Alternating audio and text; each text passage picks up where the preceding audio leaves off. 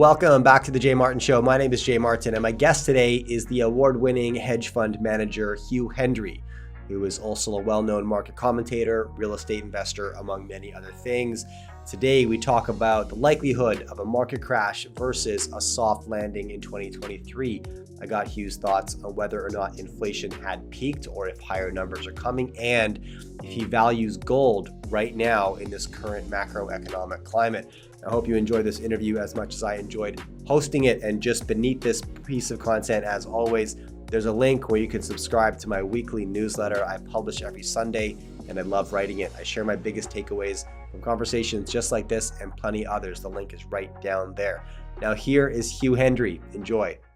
All right, welcome back to the Jay Martin Show. My name is Jay Martin, and finally, I'm joined by Hugh Hendry. Hugh, I've been watching you for years, and it's a pleasure to finally get you on my show. I'm looking forward to this. I felt your glares. Now that explains much. You were watching me. I hope you didn't see anything I did, especially not the last 2 days. Yeah, I'm going to surprise you during this interview. Bring it on. Let's start here. You know, I have guests on my show 3 times a week, and I hear typically one of 2 stories, one of which is 2023 is going to be the big economic crash that we've all been waiting for. And the second voice is, you know what, this isn't going to be nearly as bad as the doom and gloom pundits are forecasting, and we're looking at a fairly soft landing, and a lot of this drama is overblown. Do you fall in either one of those camps when you think about 2023, 2024? And, you know, crash or soft landing? Oh, heavens, right. So I am really trying beyond my powers to live for the moment, you know. Okay. To my great cost, I've learned about the impermanence of life. And so today's very important. And 2023 is such a long way off. But it does, you know, it kind of resonates. So I'm aware of that schism, if you will, and I feel like it's going to be okay. It's going to be okay. It's a little bit like it's kind of double bluff, and so reluctantly, if I had to choose between the two, I'd be into I fear bad things happening next year. So to expand upon that, I feel it's almost like Wall Street. It's the system, it's the matrix, and it's a double bluff. And like, you know that the treasury market, you know that the yield curve and its curvature, you know that it's always right, and it's been screaming for 18 months that the Fed was kind of on a mendacious path that typically unleashes bad things, and it's just been nailing it all the way and refining it and getting it, and Wall Street and all these hedge funds who are down on the year on their ass, and they're like, but what if actually it was the most predicted event in the universe, and the most predicted events in the universe never follow through? I'm like, okay, so let's consider that. The only thing I'd hold against that is the Federal Reserve. Like, if you're pursuing that, what does pursuing that mean? If you've got substantial risk capital at risk, if that doesn't happen, and the consequences are your life's going to be profoundly unpleasant, would you really choose to have the Fed as the catalyst for preventing all the bad things happening to you? Because to my mind, that doesn't make sense, right? So where we are just now is like, I literally cannot think of a time when the Fed finesse things, when the Fed's like, yeah, like now we're going to start easing, and we're going to ease you into this flight path where there's a recession, but it's mild, and things improve, right? When did that last? When did that ever happen? Mm-hmm. Did it ever happen? Because in my experience, I've been doing it for 30 years. In my experience, the Fed retreats with the tail between its ass. It retreats when, you know, the last time it retreated was 2018 with the S&P down 20%. Okay. If we go back to the big one, S&P down 55% from the highs, 2008, 2009. It doesn't get it. I mean, it didn't get it. It was slow to react and to join the tightening party. Okay. And again, it just doesn't leave confidence that they're really going to nail the point of easing. So I think I mean, of course they will ease, but they will be forced into easing. And being forced into easing would suggest that kind of bad things are going to happen. Okay. And so that would partially be because of just whether the Fed's tightening, whether they're easing, we don't feel the impacts of that immediately, and maybe 1 or 2 quarters down the road. And so we're still tightening today, but we don't feel the full impacts of the tightening measures taken today. Inevitably, therefore, the Fed's going to have to, quote unquote, over tighten and break something before they realize it's broken, and then turn around and try to fix it with easing, which will come too late, and you're already dealing with a broken economy. What do you do in that scenario? Here's my sort of thoughts on this, Hugh. It's like, bad things are coming. Okay, let's agree on that point. We don't know necessarily what they are. I'd love you to speculate for me. I believe you could then choose to participate in those bad things or opt out, maybe depending on how you structured your portfolio. Do you see within that any major threats that are setting traps for investors right now? Anywhere where people are overexposed, over leveraged? Like, where are the key threats, I suppose, for investors today, therefore? Well, it's still back to that previous analog with regard to, so there's one thing to bitch and to call the Federal Reserve names. I mean, that's easy. But why is their record poor? Okay, because I think we can add more depth to that. And what I would offer you is that the Federal Reserve is a regulator and an overseer of the production of new sovereign US dollar printing, i.e., it's the banking regulator of the domestic banking sector. And so it has this thing called M2, and it kind of measures it, and it gave up measuring it quite a long time ago. It has this abstract thing called velocity, and it's all a bit of a mess. And what I believe has happened is that if we go back 50 years to really the euro-dollar system coming to the fore in the early 1970s, I want to say that the Fed was more relevant 50 years ago, where sovereign dollar creation, which is new loan creation domestically, was perhaps 80% of money, right? And remember that the thing that's most elevated in investors' consciousness just now is inflation, and so inflation is a monetary phenomenon, and so we are kind of obsessed. I think professional investors are way too obsessed by the Federal Reserve, because we're trying to measure this monetary phenomenon. And I'm saying to you that 50 years ago, the monetary phenomenon measured by the Federal Reserve was maybe 80% of the picture. Today, Okay. I'm making these numbers up, right? But I feel like it's 20%, which is to say, in the ensuing 50 years, the amount of non-sovereign dollar creation has come to overwhelm the thing that's the responsibility of the Federal Reserve. And so if you're only kind of tightly focused on 20% and kind of like almost disdainfully ignoring the elephant in the room, then maybe that would explain why you're persistently getting it wrong and inflicting damage on the economy. Now, what is damage on the economy? We know, let's be factual again rather than name calling. We know that the kind of 35 year trend rate, so that this is a linear rate, and then you would superimpose cyclicality on top of it. But US was kind of doing 2.7%, boom, boom, boom, boom, boom, boom, until the 15 years since 2008, where that growth rate is halved. Okay, now maybe it's halved for many reasons. Of course, it's halved for many reasons, but the Fed's had 3 hiking cycles which have been aborted in that 15 years. And my hypothesis is, what if the Fed had not tightened in the 15 years?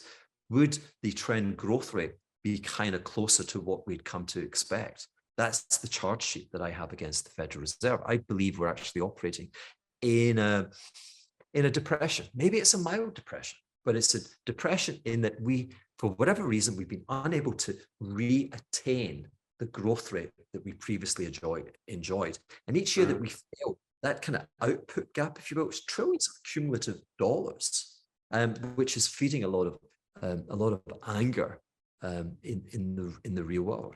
So that's kind of why did Fed the QE tapering in 2013 was was the Fed encouraging a dialogue, encouraging the private sector into almost a panic to double rates. The 10-year rate doubled to 3%. Adult unemployment was 7.5%. Why did we double 10-year rates in 2013? I don't think it was a good thing. I think it actually harmed the path of prosperity. And the Fed started that dialogue. Why did Janet Yellen start raising rates, albeit tiny? I think Janet gets off with things because she's always been somewhat timid. Why did Jay then come in and really kind of hit the meadow in 2018, only to have to kind of turn ass when the S&P 50%? You know, so that's my problem. So with regard to investors, the principal risk that you're underwriting today, the present level of risk, I believe, assumes that the Fed's got it. The Fed has hiked. The Fed is telling you the rate of the intensity of the hiking is less, and that it's observant and it's looking for an excuse to moderate and then to reverse. And the Fed's got it. If the Fed doesn't have it, then the entire risk structure of pricing today is wrong, which is to say prices are elevated and prices will have to fall. Okay. And so let me try to understand this a little bit better, Hugh. What do you think is the motivation, therefore, of the Fed to continue going back to the trough of tightening rates only to abort that strategy inevitably, eventually? And if I understood your position on that, you think that's one of the reasons we've only realized about half the economic growth that we used to is because the Fed keeps on coming back to pump the brakes, slow things down. This causes a depression in economic growth. But what's the motivation behind it then? Is it strictly to focus on managing the inflation numbers, or what are your thoughts? The inflation numbers, they feel profoundly vulnerable to, and rightly so, for the inflation that they found themselves. You know, they didn't see it, they dismissed it until they were called into action, and you know, and they feel vulnerable with regard to, you know, the politicians are like, Jesus, sort it out, you know, it's on your watch. But I just, again, given their prior actions, I just don't believe that they're cognizant of the environment that the global economy finds itself in. I don't think they're cognizant of the vulnerability that exists within the economy today. I have Portuguese guys putting in a resin floor. So effective policy action, okay, is waging psychological warfare, and it's typically trying to change and influence the behavior of the providers of credit, okay, because the principal issue is always inflation. And so if we know today, I always think of call it GDP, but I prefer to call it like your family household wallet. And we know what's going out, and we know that most of your expenditure, you know, in advance, and you know that prices are elevated to the tune of 10%. So wherever you're spending a year ago, you're spending 10% more, okay? And central banking is trying to influence the fact that if there's 10% money coming into your wallet or plus, then you can sustain and permeate that elevated level of higher prices. If you can have 6 or 4% growth of money coming in, then you know that at some point the inflation will moderate, because they're just, again, it's a monetary phenomenon. There aren't dollar bills to furnish it. So when I go back, what I can see a profound breach between the years up until 2007-8 and the subsequent years. And the breach that I can find is the psychology of credit providers changed and became fearful, and their willingness to extend credit less so. Now, mostly that is in, again, the production of sovereign dollars, which is banks extending credit. Where it's not been the case, it's been in the euro dollar market, where they're like, hey, you know, let's have a party kind of thing. And there is the euro dollar system is credit provision which is hosted and facilitated by collateral. And we get cycles when that system makes errors with regard to the integrity of the collateral that it's willing to accept, and therefore the collateral that's willing to encourage it to print dollars. So what I want to say is the disaster of 15 years ago was, hey, these things are always with good intention and with an intelligent narrative. A mortgage-backed security, like taking a mortgage itself, which is it's a high quality asset, because anyone with a mortgage will kind of go to the end to not default on the house, right? Yeah. Okay. Yeah. So that makes it an interesting asset to own. And then up until 2007-8, we had zero observations that US house prices fell en masse together uniformly. And so the idea of having geographical diversification against what is implicitly a very safe asset, you were creating a piece of collateral which was on a par with treasuries and arguably even less risky. Okay.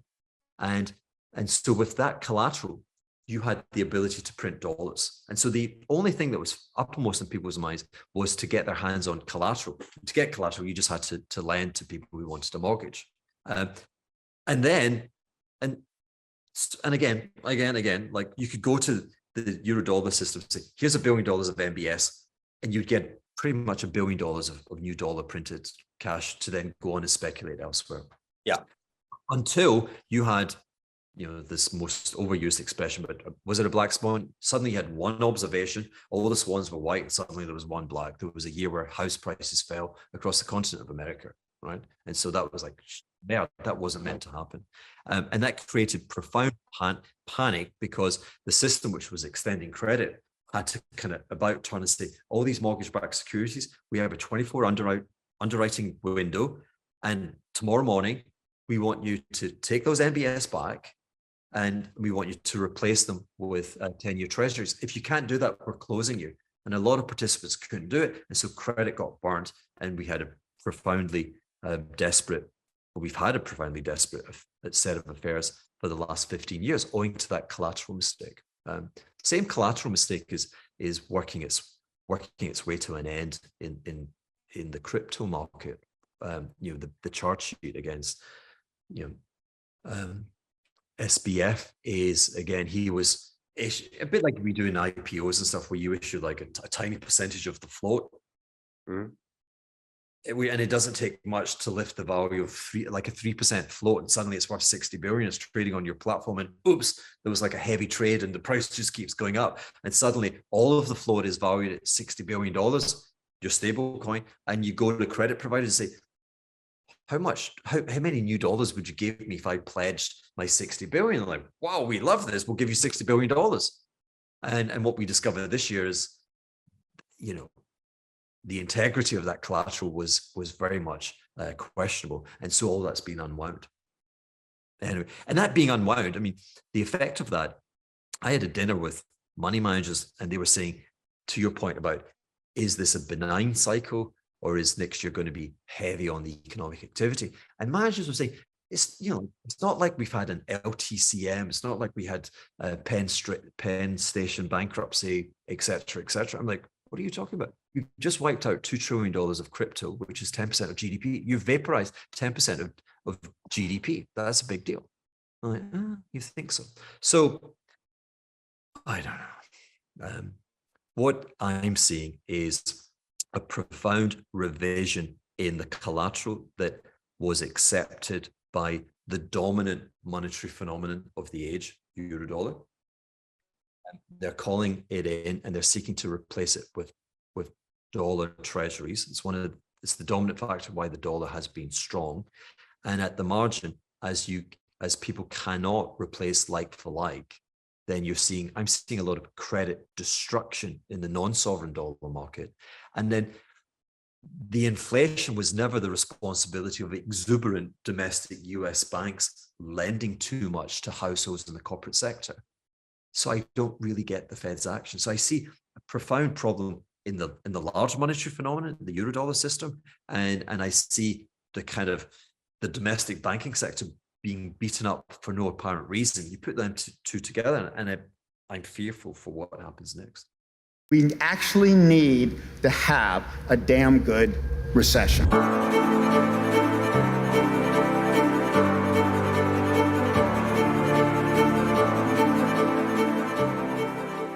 Now, is there anything, Hugh, that would prove that expectation wrong? Could something change that you could imagine, whether probably not some decision by the Fed, but maybe, or some kind of development, anything that comes to mind that could derail that expectation? Yeah, but you know what? You don't have to name it. I mean, to this day, Sure.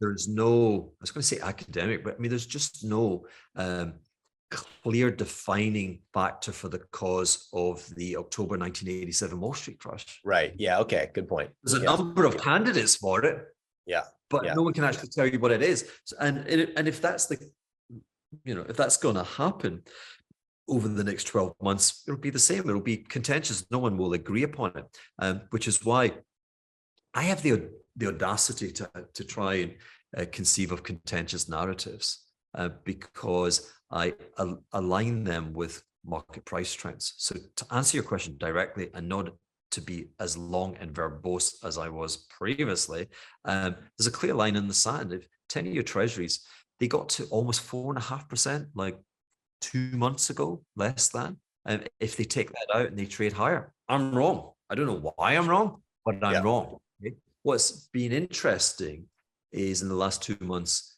and indeed the price action this week, Treasury is kind of holding it. Now they have to hold it.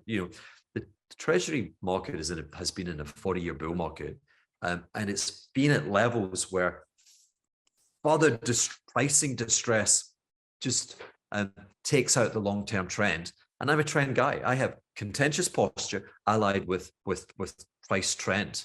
What I find is markets sometimes are willing to dispense with the prevailing trend and put on a narrative and say, this is going to happen. I'm not that person.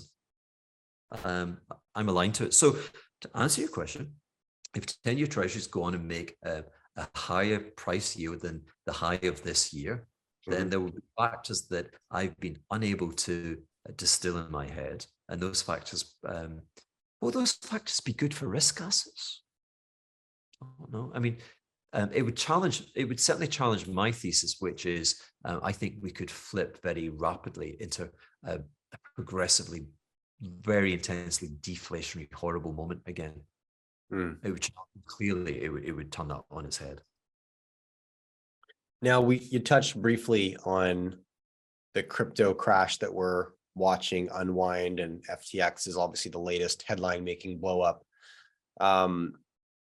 Do you think that contagion's through, Hugh? Do you think we're through this crash that kind of began in June? I think that was probably when Alameda blew up, but we didn't see it until more recently, and that's when it came to light. This was a long time coming, though, and those wheels were in motion since last spring, more than likely. I know you recently interviewed Three Arrows Capital to get a new perspective on it. Like, what are your thoughts on that sector right now? And, I'm actually kind of bullish on the industry. If you're willing to acknowledge you're probably in for 3-4 years of pain as things rebuild. I mean, that's typically how these go, but what do you think? I don't know. So first and foremost, I do know you have to condition your mind to respect very large drawdowns. So the fact that we've traded from 66,000 down to 16,000, you have to say it's a safer environment. If this was the S&P, I'd be a buyer of the S&P. Okay. The problem, my personal problem in answering that question, is that Bitcoin seems to attribute, or others attribute, price targets higher and higher based off the asset values elsewhere. So gold is about 11 trillion market capitalized asset, and part of the debate was, well, kind of like gold now has legitimate competition. Why can't Bitcoin take half of the money that's typically allocated there? I mean, that's a legitimate piece of rational thinking, and of course that would apportion Bitcoin a valuation 5 times greater than it enjoys today. And then the same thinking is then attributed to the size of the tips market, which is way less than gold. It's attributed to the size of commercial property as being, again, a domain where family offices and wealth preservation typically would be investing in a portfolio of commercial property. That's a very large market, but it's very determined on other asset classes. I'm still very fearful that we're in an environment where all asset classes are falling. And so to align myself or to speculate on the upside on an asset class, and maybe I'm being unfair, but an asset class that I attribute higher valuations to a bull market elsewhere. I'm not in a bull market kind of mentality just now. So I just, first and foremost, seeing the future is absurd, right? Yeah. Okay. I don't like being very strong on, or very, very definite on absurd outcomes, which I've just absolutely no take on. But am I rushing out to buy Bitcoin today at 16,000? No, I'm not. I think it could trade a lot lower. But I wish it well. To your point, my interest is that I think the monetary order is in need of revision, profound revision. I think we are kind of the late 1920s, where the gold standard was aborted, was taken out, was killed, never to return, hopefully. We know that it was then replaced-ish by Bretton Woods, but Bretton Woods it reads well, but in practical terms, it didn't really exist. And the private sector had to come up with its own solution, which was Eurodollar. And I think the Eurodollar system, the creation of non-sovereign dollars, is past maturity. And I think actually what's going to happen is that the US is going to reject this exorbitant privilege that the US can print dollars and pay off its debts. I see it as an absolute encumbrance on entrepreneurship in the US. And I think in the coming years, the US is going to reject that system. Okay. Which is contentious. Let me ask you a question. If you were to wind back, and it's still today, but you're now in your early 30s, your kids are super young, you're in the wealth creation part of your life, looking for opportunities. Yeah. Today, Hugh, where would you look in terms of location of where you might build your family, right? Industry, where the entrepreneur in you might focus your attention. Portfolio allocation, where you'd look for upside, and maybe where you look for defensive mechanisms and wealth storage and preservation. What comes to mind right now? Nothing. So if we go back, if we wind the clock back, the joy of my life was the recognition that there's always a bull market starting somewhere. You just got to be curious and willing to look. Okay.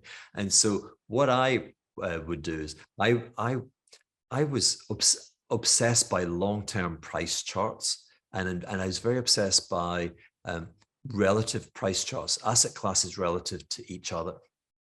Okay.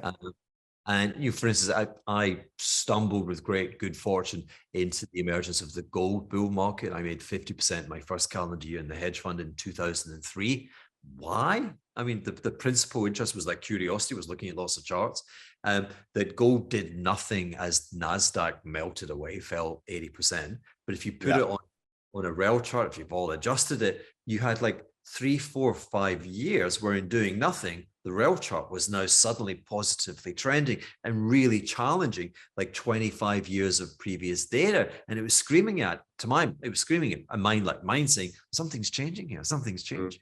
And I had a team like, well, what's changing? The thing that was changing was the rise of China and its impact on all commodity asset classes. So I'd still be doing that. So I wouldn't wish to impose a prejudice, put blinkers. I mean, I'd still charge sheet for the Fed as they have blinkers. We're looking at 20% of the money and there's 80% either side. We're not looking at that. We're looking here. I will buy anything. When I was at my zenith, I would buy anything with I loved the stories of Jesse Livermore, and I'd buy it immediately just because I was like, I liked a little bit of excitement. I wouldn't buy a lot, I'd buy a little bit just to feel the sensation. And then if your team could convince me that there were merits and it wasn't just an aberration, then we would scale into it. To your point about where we are today, I still kind of subscribe to something like a 40-year life cycle in terms of asset classes, that the 1970s, the Federal Reserve was able to raise rates to 20% because the economy had finally deleveraged from the kind of 4x debt to GDP of the late 1920s.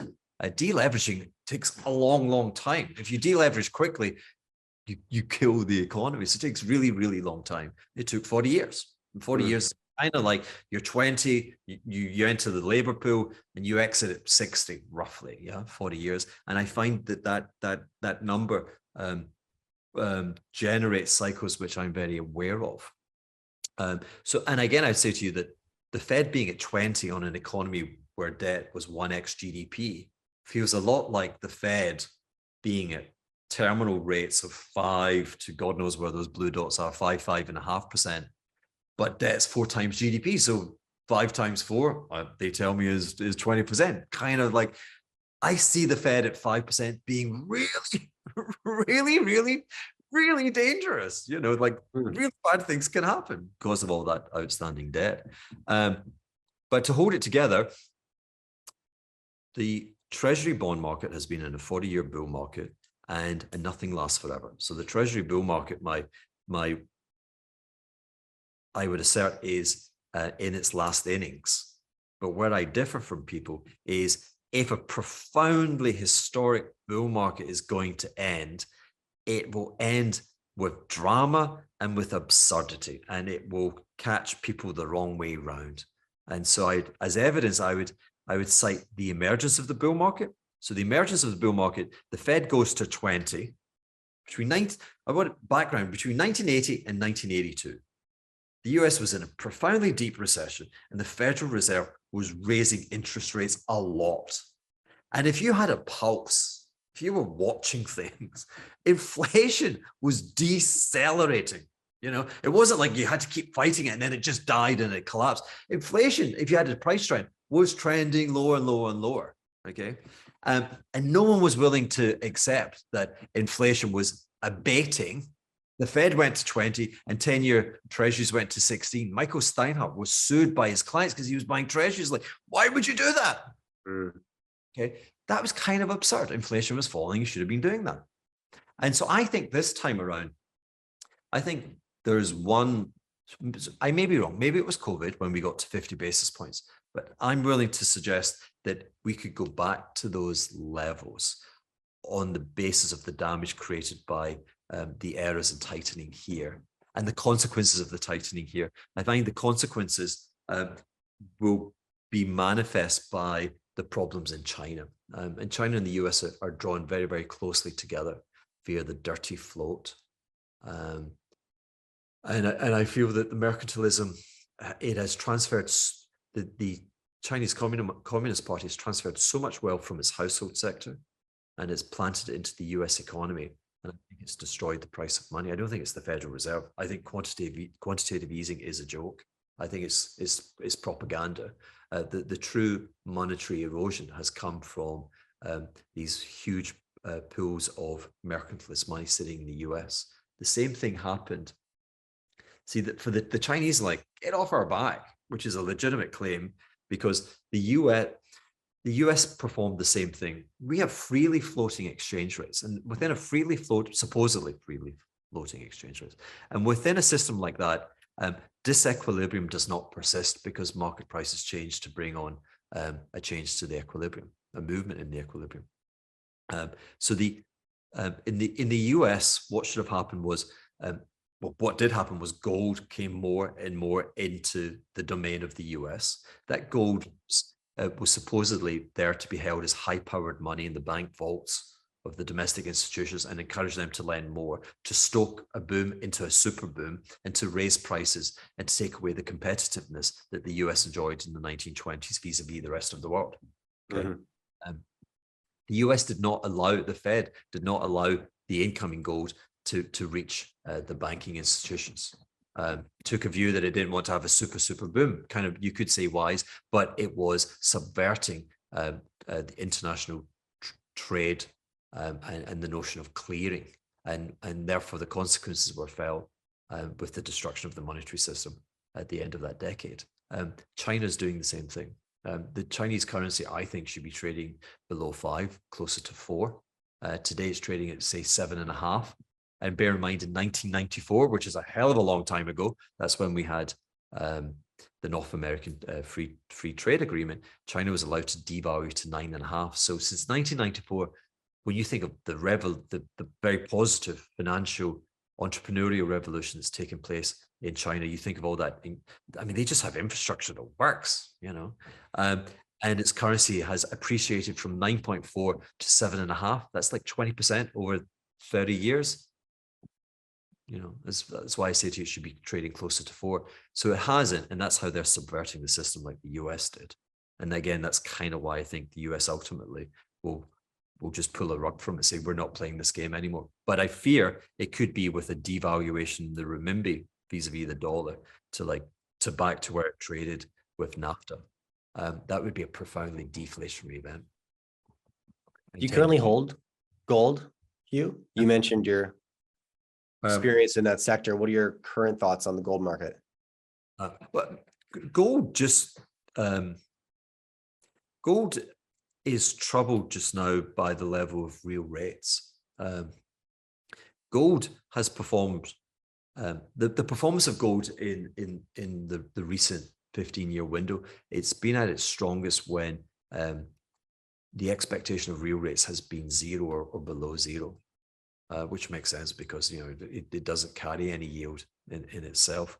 The most perfect time for gold kind of was when Apple was a $3 trillion security, when 10-year treasuries were 50 basis points, where you had 2% negative real rates. You had a period of,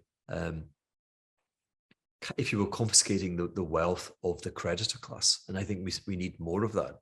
Again, the Fed's interfered with that.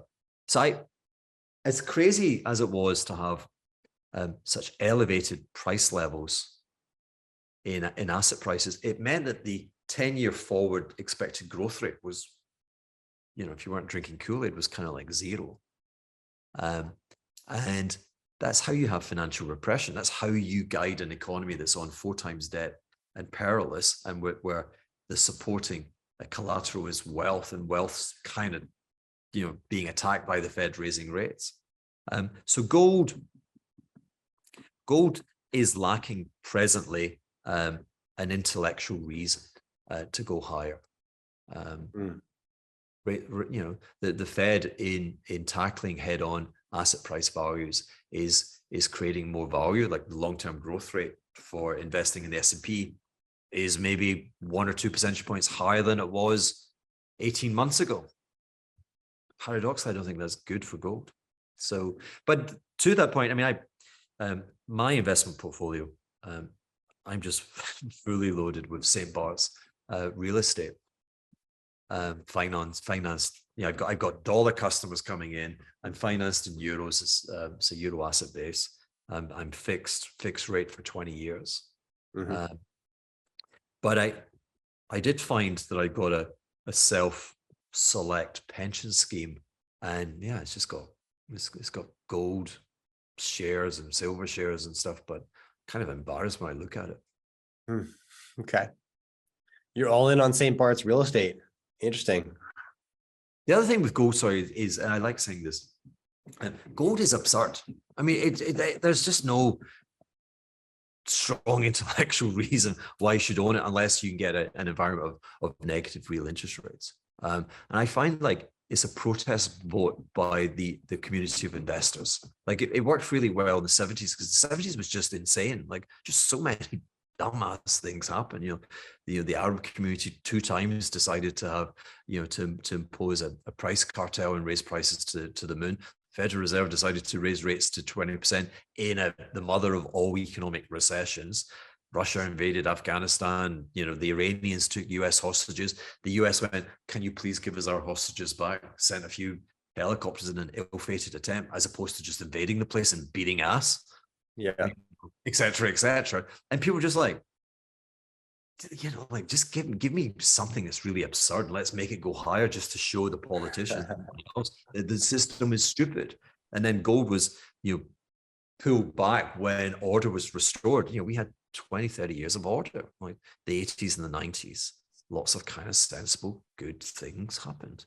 There's no place in a world where kind of good, sensible things are happening. So gold is in my self-select because I do think we are on the dawn, the age of chaos. I think chaos is step by step being set free. And if chaos is on the stage, then it's like Dadaism. You got to own gold for no reason except it's just why not? Like screw the system. Yeah. Okay. That's kind of where I was going with that when you were like, gold's got no purpose when good, sensible things are happening. And I was kind of looking at the current environment saying, I'm not seeing very many good, sensible things occurring that are giving me confidence in stability and certainty. I think the 2020s are going to be how the 2020s have been thus far, right? Some continued unprecedented, unpredictable trajectory of chaos and uncertainty. We might be just getting started.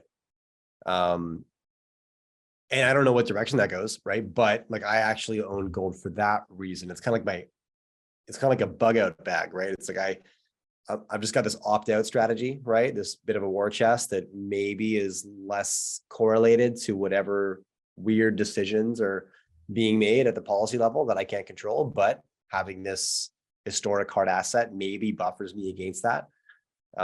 History's shown that it can, but I was curious to get your thoughts on it. And I feel like where you kind of landed is yes. Thank God we landed on the sweet spot. And for you, but again, it's war. No more than 10% of your asset base, yeah? Yeah. Because it is absurd. If the price kind of sorts itself out, it's something you'd be happy adding to. And you would, the absurdity of the world would definitely be a kind of clarion call to add to it. But I'm a price trend. I'll buy new price highs gladly. Sure. Right. Now, when you talked about the problems in China a few minutes ago, you mentioned this. I was wondering, are you thinking about the demographic challenges? Some recent demographic data I saw projected China's population to half by the year 2100, given their current birth rates and et cetera. What are you focused on when you say the problems in China? What are you looking at? The high tick in their property. I mean, I just go to sleep when people talk about demographics. Especially when it's like, hey, by the 21st century, I'm like, really? Like, let's go, let's rewind 100 years of someone saying, hey, listen, I think we should do this because in 100 years time, I'm really up for that. Yeah, I'm with you. All right. But hey, look, the high tick on their property market was $90 trillion US. I mean, come on. That is a triumphant act of Dadaism. That is so damn stupid. 90 trillion. Put that in context. US commercial property was really richly rated in the middle of last year, whatever. And it was marked at 36 trillion. 36 plays 90. Okay. Yeah. How on earth? And the great problem for the global economy is how on earth do you deflate a $90 trillion Chinese property market? This is why their GDP calculator, the guys with the jackboots, like, okay, we want 5% GDP this year. Okay, Right, we're gonna build more apartments and we're gonna build more fast rail trains, whatever. Perfect. Except now that comes out at 2. Why? Well, because that gigs up. GDP growth has been plentiful in China the last 15 years. It's been plentiful relative to say the US. Stock market's flat. Chinese stock market is flat. Why? Because you can create GDP growth if you choose to do so at the expense of wealth. The US has yet to take on that model, and I hope they avoid it. So yeah, China, it's property and all of them. I mean, I think I think the Chinese are a wonderful nation. I just don't like how they're run. The world, there's a shortage of demand in the world. The way the world's meant to be is, again, if that damn renminbi was trading at, say, 4.5, Chinese people would be, their lot would be so much better vis-a-vis ours. They would be wealthier vis-a-vis us. Like buying something funky that's made in, what is made in America anymore? BMW made in Germany. They could buy it and it would cost them 40% less than it costs today. They'd be richer than they are, and their appetite to buy things would be enhanced, and they would exercise that. They would consume.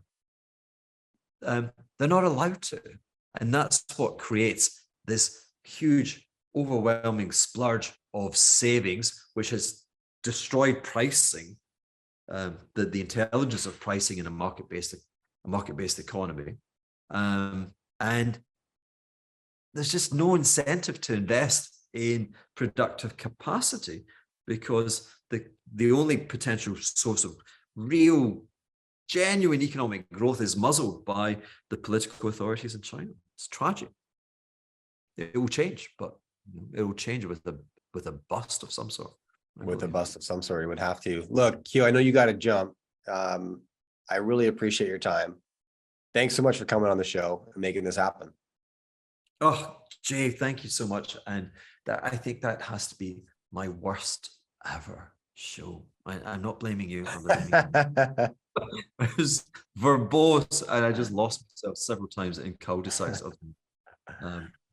But I have me on again and I will be, I'll be on point. I'll be better. Listen, thank you very much. It was a delight. I'm glad we did Dadaism. I'm glad you've got some gold. I'm glad you have the foresight to recognize that the future steps might be more and more absurdity in everything around us. I don't know. I can't, I try not to make predictions and forecasts, but in the absence of having a clue what might happen next, it's not the worst thing to own, I think. Wise man. I like it. I like wisdom. I didn't think it was bad at all, Hugh, but I would love to have you back on again. So I'll hold you to that for sure. But have fun with your daughters. That's super cool. They're coming to visit you. And good luck with the coconut trees, man. God, I thought you were going to say good luck with the cocaine there, but no cocaine. Hey. Anyway, thank you very much. All right, have a good day. Bye-bye. Thank you. Bye-bye. We actually need to have a damn good recession. The Russian economy is a gas station run by the mafia. $41 trillion has been created out of nothing. There's a stranglehold in China on most of these resources. The outlook and fundamentals for the metals remains very, very strong.